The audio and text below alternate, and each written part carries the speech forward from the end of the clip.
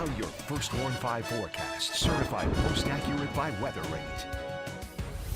We had a gorgeous day yesterday. We continue with more of that nice weather on this Sunday morning. Happy Father's Day and happy Juneteenth to everybody out there. So as we head into this afternoon, temperatures even a little bit warmer than they were yesterday, still largely in the middle 70s, and we are expecting more clouds to start to come into the area too, and that is associated with a few shower chances, but the better rain chance comes in overnight for tonight. Here's a live look over CMU's campus in Mount Pleasant this morning. Again, plenty of sunshine coming in, everything dry on your first Warn5 pinpoint Doppler live from MES as well. Here's your Father's Day forecast. Again, warming up to around 75 degrees for today. There is a slight chance for a shower later on this afternoon, but no need to cancel any outdoor plans that you do have for later on today. In fact, maybe you're heading over to Midland for the Loons game. It's the last game of the series against the Timber Rattlers today. Starting off at around 71 degrees for that first pitch at 1:05 and warming up through the 70s up to around 74 by the time you're leaving the game. And you will start to notice that cloud coverage increasing during the game time as well, but still a general mix of clouds and sun out there. So overall, things looking good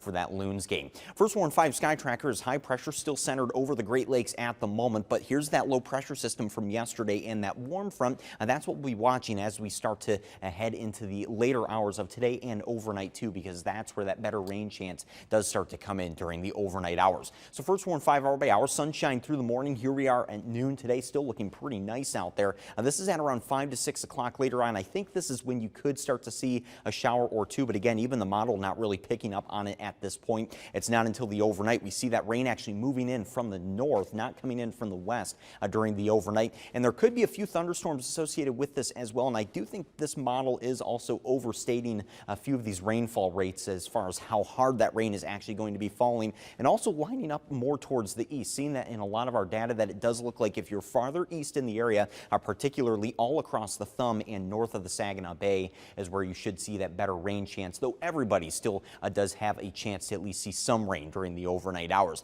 As we head into your Monday afternoon, though, middle of the afternoon, drying things back out, and then we're largely dry as we head through the rest of this upcoming week. Rainfall totals generally around a tenth or two, but I do think especially north of the Saginaw Bay, where we'll see some of that rain initially coming in, you could come closer to around half of an inch of rain, and those rainfall totals even lower the farther west you are in the area. So that big story again for the upcoming week is the warm-up temperatures largely staying in the middle to upper 80s, and even some 90s. Tuesday is going to be the hottest day of this week. Temperatures there up to around 95. But unlike last week, you'll notice the humidity levels just slightly lower than they were. Dew points only up to around 65 rather than 70 to 75 like they were last week. But still, it's going to be hot and a little bit humid nonetheless. 7-day forecast again, just looking largely dry past that Tuesday. And Tuesday, Trevor, also the first day of summer. And it's looking like it. Thank you so much, Matthew. Your TV